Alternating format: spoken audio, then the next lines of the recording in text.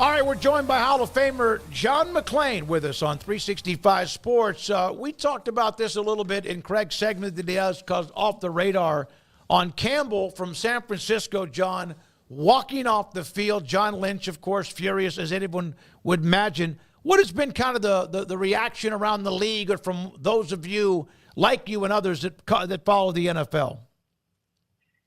First of all, I would like to say congratulations to Baylor.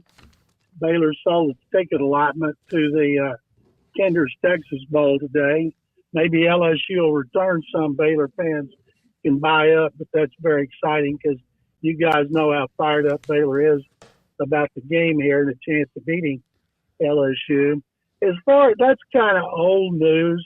People ask me if I'd ever heard of it. Yes. When Mike Singletary was the head coach of the 49ers, his tight end Vernon Davis walked off the field during a game. Mike went in, had a come to Jesus with him, and instead of getting rid of him, Vernon Davis came back, got his act together, and became an outstanding tight end. Now, remember Antonio Brown walked off, Vince Young walked off in Tennessee, gave his shoulder pads to a fan. But the 49ers, the fact that this guy did it earlier, not at the end of the game, and then Kyle Shanahan told the media what happened afterward. Usually teams will say, well, I'm not going to comment. We'll handle it internally. That kind of BS, but boy, the players ripped him. So I can't imagine he's going to get to play for another team.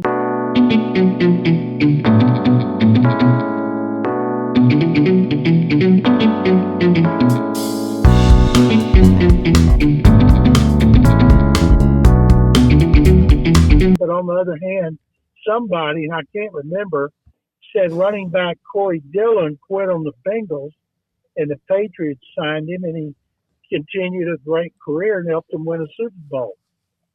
So, John, I was watching the dueling broadcast last night, and it was the Raiders game there for a little while where I heard Dan Orlovsky and Louis Riddick and or whoever it was, they were talking about the various situations going on with the upcoming draft and what teams need to do and this and that. It looks like right now it's a battle, and it could change, obviously, between the Raiders and the Giants for the number one overall pick. And I know people are enamored with Travis Hunter and what a talent he is, and I see him number one in a lot of mocks. But in particular with the Raiders and also the Giants, does Shedeur Sanders make more sense as a number one overall type of pick given their need at quarterback, in your opinion? First of all, Craig, Travis Hunter is not going to be the first overall pick. No way. It's going to be a quarterback. And both those teams need quarterbacks. They're both desperate. I just got off a show in Las Vegas I do every week, and I felt sorry for the Raiders. They're going against Andy Reid and Patrick Mahomes, Jim Harbaugh and Justin Herbert, and Sean Payton and Bo Nix. And they got Antonio Pierce and somebody. And so they have to get a quarterback. And Shedeur Sanders right now is the highest rated. But so much can change between now and the draft. At this time 2 years ago, nobody ever heard of Anthony Richardson. Nobody thought the kid should have come out. He only started 13 games his last year at Florida, and he couldn't complete, I think, 55% of his passes. So then he goes to the combine, puts on a show, and his fourth overall pick. So we can't rule out somebody doing that at the combine, like, say, Jalen Milroe. But right now it's Shedeur Sanders 1, Cam Ward 2, and I think that Sanders is going to be rated ahead of him. So if you're the Raiders and you're desperate for quarterback, and really you're desperate for a head coach, you got Tom Brady advising the owner because he's a minor partner, they're looking at major changes there. And after watching them last night, I certainly don't blame them. Yeah, no, I mean, it was just an interesting conversation. And I guess Orlovsky and Riddick would have actually been on the Falcons broadcast now that I'm remembering. It was just confusing going back and forth and kind of some of the same common themes and bad football in both games, plenty last night as well. But now I remember what they were talking about because they were also discussing Kirk Cousins and the situation there in Atlanta at the quarterback spot. What are your thoughts on Kirk Cousins, and do you think we're getting close to a point where that Michael Penix pick starts to make a lot more sense and we start to see him out there instead of good old Kirk Cousins?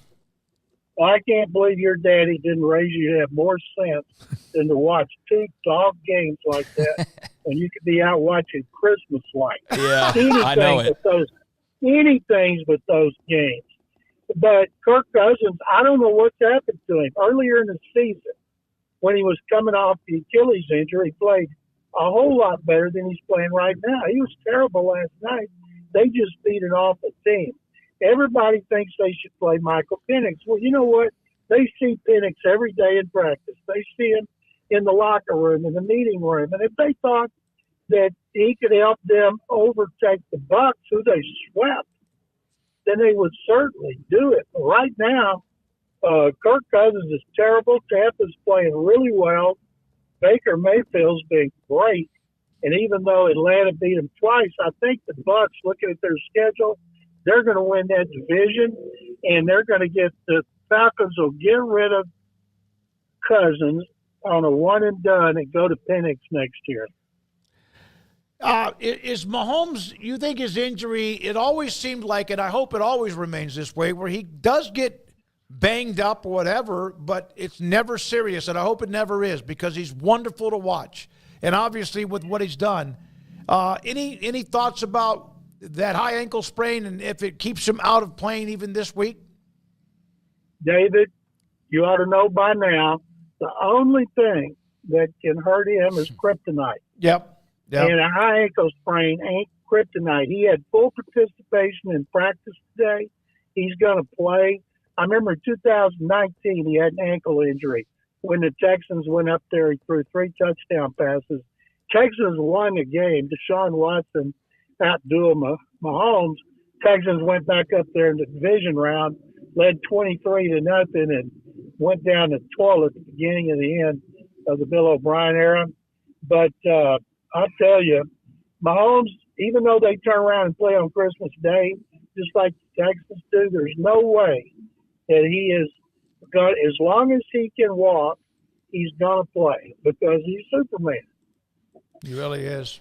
Any thoughts on? You're right on that. He seems almost invincible a lot of the times. Even when he's hurt, he seems to be okay seconds later. But any thoughts, John, on a little off the field note? Robert Griffin III, a Baylor guy, getting a shot of those Netflix broadcasts coming up on Christmas. Well, I'm glad to see Robert anytime he can do anything. I hated that he got laid off by ESPN. I figure next year he'll come back on Fox. It's not like he's disappeared. You know, Robert has very prominent on social media. He gets a lot of interviews. He's very opinionated.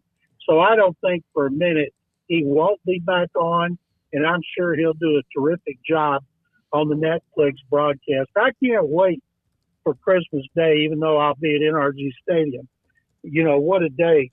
Just like Saturday, I'll be covering the game Kansas City, watching all those college games. That may be one of the best days ever for football. You know, the NFL owns basically every night the rest of the way. How is this going to intermix? They're starting to play games because college football opened up their door and didn't lock it, right? How do you – the NFL's like most average game is still highly rated more than most any or all college games. It's pretty crazy. How – will that put a dent into the games at all? Well, absolutely. You got Patrick Mahomes playing on TV and his star power and a one-loss Chiefs team that has the best record in the NFL. And the Texans, of course, they've won their division and playing great defense. So, yes, it's going to hurt those games. But, you know, the NFL is like the 800-pound gorilla, sits wherever it wants. And you know the colleges don't like that. Colleges, I'm guessing, will start earlier next year and try to avoid competing against the NFL. All right.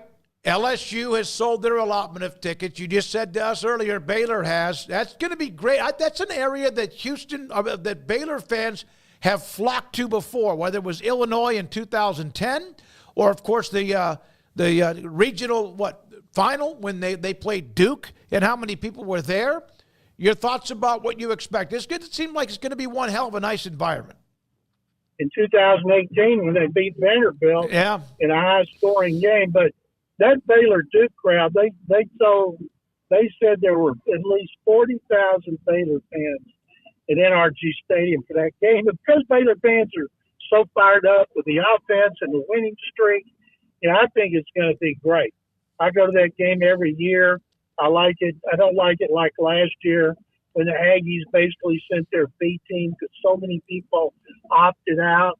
And I'm glad the Nussmeier didn't go into the NFL. I didn't want Baylor to beat LSU. People say, well, they beat them with a backup quarterback. I want them to beat them fair and square. John, we appreciate your time as always, you Hall of Famer. We appreciate it.